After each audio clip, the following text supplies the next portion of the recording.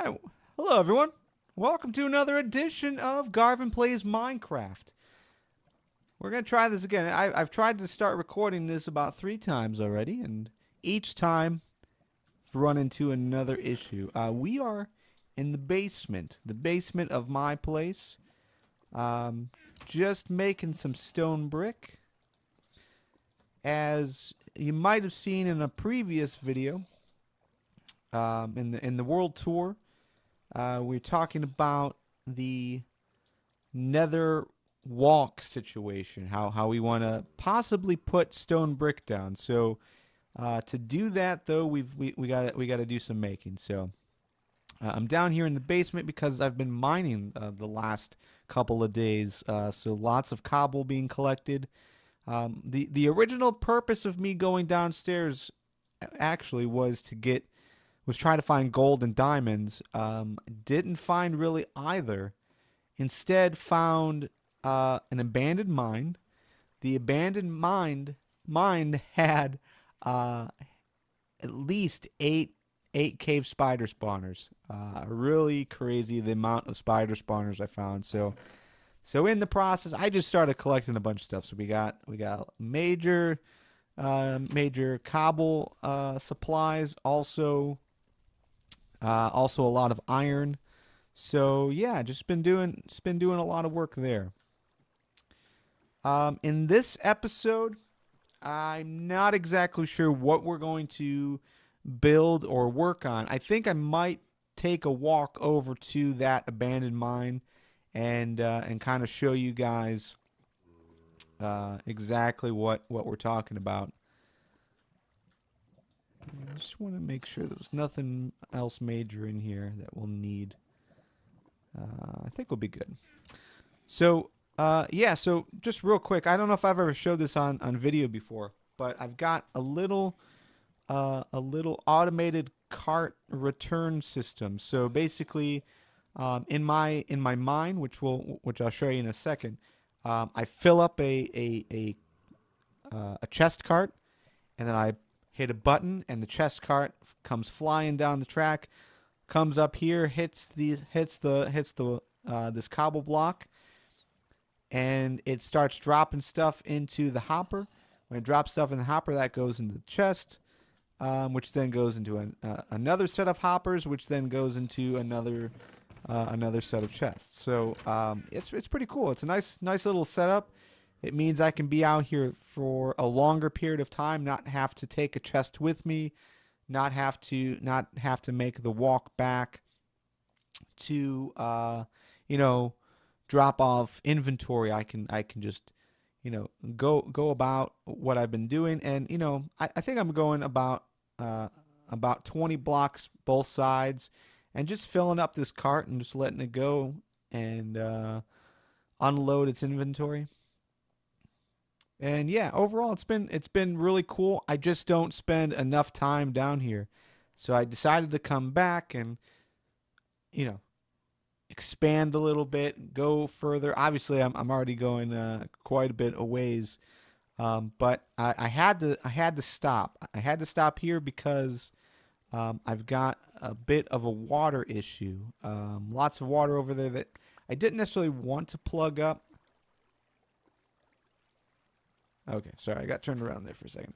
I didn't necessarily want to plug up, so for the time being, I'm just gonna let it sit there. But yeah, I just fill up the chest cart, hit the button, and it goes. It's a nice setup. But over here was a cavern. Let me see if I can locate it. Oh no, we're right here.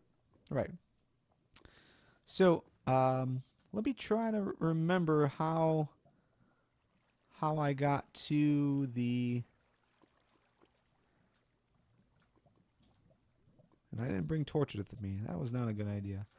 Let me try to remember how to get there. I have to go quickly answer the door. My dog is wanting to come in. Oh, it was this way. So let me take a step back here. I'm going to pause the video, and I'll be right back. All right, sorry about that. So anyways, this is the cavern. You'll see up here, I think. Oh, did that bat hit the lava? Poor bat. Poor bat died. Ah, man. Okay, so up there is where this abandoned mine is, and as we're gonna try to figure out right now how to get to it, maybe I climbed. I don't think I climbed the water. Can I get around here? No, maybe I went over here. I don't know. I'll figure it out. So, but as we're doing that, let's take a quick peek to see if there's any coal. I'm gonna need coal, and once we get up there, we'll. No. Okay. So, anyways, wrestling topic. The wrestling topic, as you guys know, I was not on the FTW podcast this week. I decided to take a week off, I guess you could say. Just for some reason, just wasn't feeling it. Didn't wanna drag down the show, so I decided to hold off. And that gave me a little bit more time to actually think about the topic at hand. And the topic that we talked about this week was what were the wins and fails of WWE and TNA for 2013. So I've got a few. So we're gonna cover that small few right now. And as I'm doing that, I'm gonna try and gather enough coal and wood to make some torches, because I think we're probably going to need some. All right, so real quick, wins for both of them. I think I can cover both WWE and TNA in one fell swoop, and that is they both did things that we all loved this year.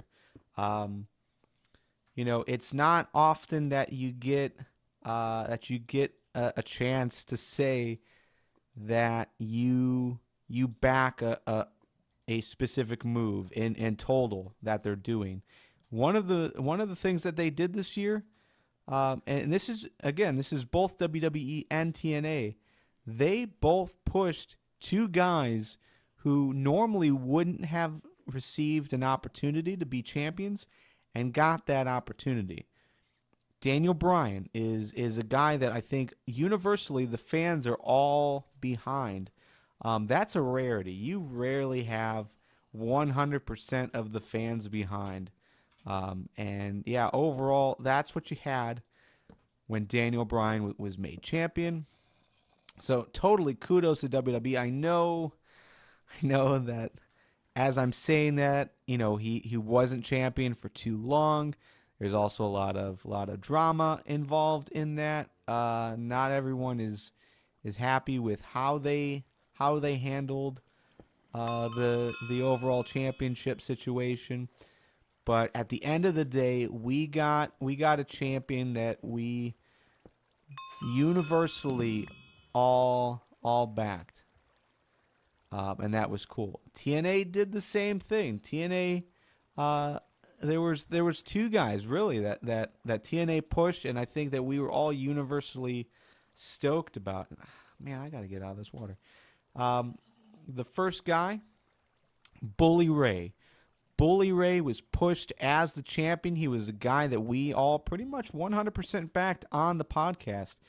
We all thought he was doing work that was good enough to be a champion. And that isn't really something that you could say about a lot of guys that was on the TNA roster. Bully Ray constantly brought it on the mic. His ring work totally improved over the last year and a half. So definitely kudos for TNA just taking a shot with them. And also in that same breath, they're doing the same thing right now with Magnus. Magnus is another guy that we all pretty much backed on the podcast, that we thought that he could be the future of the company. Now, while I say that, there was some reservation. There was always something that was missing with Magnus. He definitely had the wrestling ability he had, the look. He spoke well on the mic. So overall, die. All right. Oh, so overall, uh, they both were doing some good things with their top title that we could all back. Now, granted, I am ignoring the an obvious set of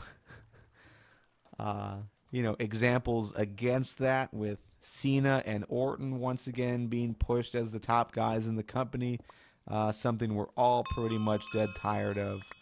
And then also, Sting is always the go-to guy in the main event. He's not getting title shots anymore, so I mean that is a plus. But TNA is always using him as their top face for some reason. AJ Styles obviously is having the drama with the company of not, obviously not being with the company right now. Whether you believe that this is all a work or if this is real or whatever, the fact remains that he right now is not with the company anymore, which is a shame. So, all right, so I'm trying to find the part of the abandoned mine that I actually explored earlier today. I want to show you just how close all of these spawners were. But I didn't write any coordinates down, so I might be lost. And hey, there's a ladder. I don't remember placing a ladder here. Maybe I've been here before, and I just never fully explored it. Suppose that's a possibility. So this might be this might be it. This might not be it. They all look the same. All right, so those are the wins of both TNA and WWE. Taking a shot and listening to their fans, even if it was just momentarily. At WWE, it did seem like that the WWE was really taking to heart the love and support that fans everywhere were giving for Daniel Bryan, and he's still involved in a top storyline. So I mean, he's still got an opportunity. All right, and that leads us to fails of the year. And unfortunately, I did not write any of this down. Oh, okay, here we go. So, one spawner. Let's see if we can find the other one that was relatively close. And like I said, there were like 8 spawn traps. I'm sorry, 8 spawners in this general area. So we're gonna try to find them all. So we had one there. Okay. Fails. So, another zombie spawner that I did not find before. Excellent. So that makes 3 zombie spawners in this area that I've found so far. Anything good? Gold. Awesome. Love me some gold.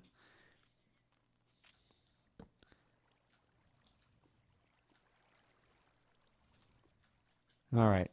Fails. I guess the obvious fail for WWE is what we are all assuming, I guess, of a mismanagement with Daniel Bryan. The thing is that it's been rare for us as fans to back a face. You look at who the fans have backed over the last year or so, and the big name CM Punk. CM Punk wasn't really a face. He was doing a lot of heelish things. Oh, that was almost bad. So I think I'm back to where I was before. Actually, you know what? What's my coordinates? All right, so I am close.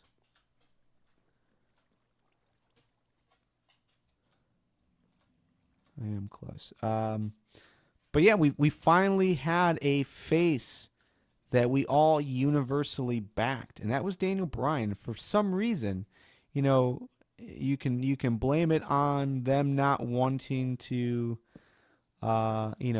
replace Cena just yet. But I mean, the fans spoke. So it's kind of strange that WWE really hasn't moved forward with it, and putting him in the top spot, giving him the top title. The thing is, and again, I don't think any of us really know how much money Daniel Bryan is earning the company, but it was always my understanding that the top money guy, the one who's selling all the merchandise, was the guy who was in the main event, regardless of quality. Overall, Hulk Hogan was uh, not that great of a wrestler, but he was always the one that sold the tickets. People wanted to see Hulk Hogan, so people wanted to see Daniel Bryan, and they wanted to see Daniel Bryan do well. So for them not to really allow that to happen is just kind of odd to me, and odd to a lot of people. I mean, we all wanted to see Daniel Bryan uh, get pushed to that level. And it did seem like, again, that was my win for them taking the chance and listening to the fans and giving Daniel Bryan that opportunity. But they didn't stick with it long enough. I don't think. I think they could have done a lot better job at testing it and really seeing what he can do. You don't have to take Cena out of that mix. You can take Cena out of the title race without taking Cena out of that main event. We saw it the entire Punk reign, where it was always Cena in the main event despite not holding the title. So it's not a new concept for WWE to do something like that. So I'm kind of flabbergasted why they didn't. Okay, so that's my feel for WWE is not sticking with Daniel Bryan long enough to really see what he could do and what he could bring financially to the company. And the top spot is it. The top spot is where he belonged. I really wish I could remember exactly where that was. I feel like I'm just walking around in circles. And maybe this wasn't the spawn. I mean, this feels like it is.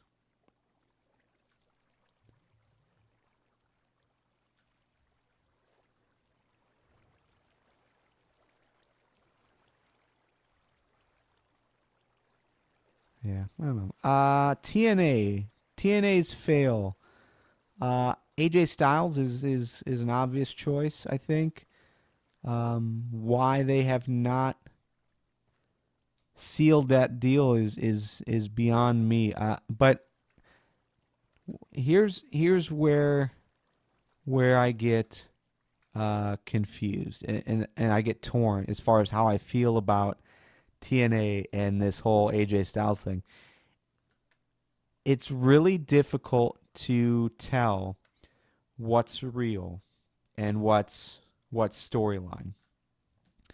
And I don't know if that's a purposeful thing, if consciously TNA and AJ are just toying with us, or if this is real. I mean, this feels real, and all the stories that we hear. AJ is gone, and I'm back to where I was, right? Like we were just here, right? Dang it. Let me get this iron while I'm here. So the AJ Styles thing, I think that's a major fail if this is true. If what we are, supposed to think about this is, him actually being gone from the company. If that's true, That's a major fail. But I will say I do kind of like how they've been handling it. How they've brought it out in storylines.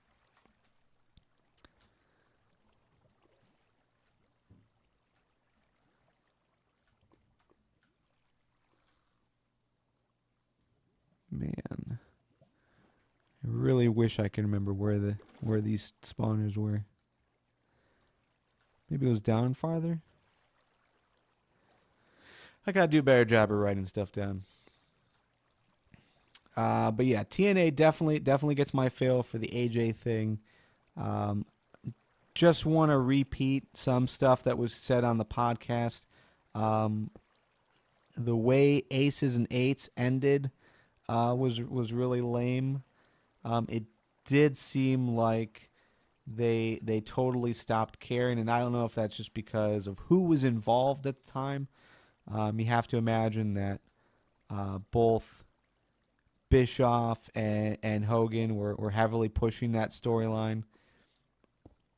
So, for since they both left, which technically is oops, ow, ow, ow, is technically a definite win for TNA. It did.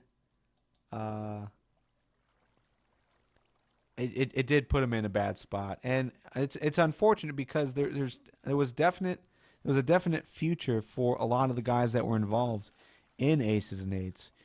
Um, Mike Knox was showing a lot of growth, which was cool.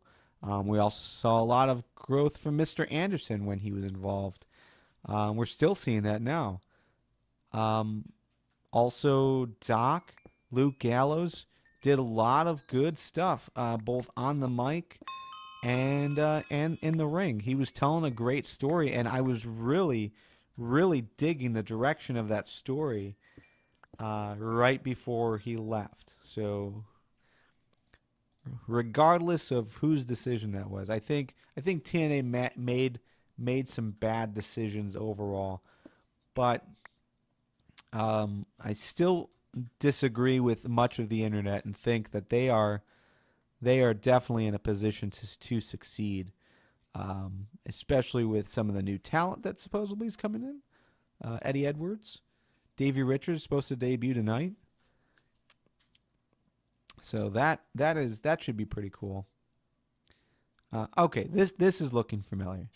I'm hoping we're gonna start seeing some stuff. We're seeing more webs, but I know webs don't necessarily mean spiders, but let's go down here. Ah, well, that's a shame. All right, well, if I can find this again, I will record another video with it. I've been on here for way too long. But yeah, those are my wins and fails of the year. Overall, though, I was really interested in TNA this last couple of months. I think, we usually expect TNA and WWE to kind of shut down for the winter, especially the last couple months of the year. But they totally kept going and kept pushing great stories in December and January and the end of November. So total props to those guys. I thought they did a good job. So, but anyways, I'm gonna end this here, and hopefully next time I can show you guys all these spider spawners that I found. Because I'm excited. I think we're gonna make some cool XP traps soon. So, but that's all I got for now, and we'll see you guys next time. Thanks for watching.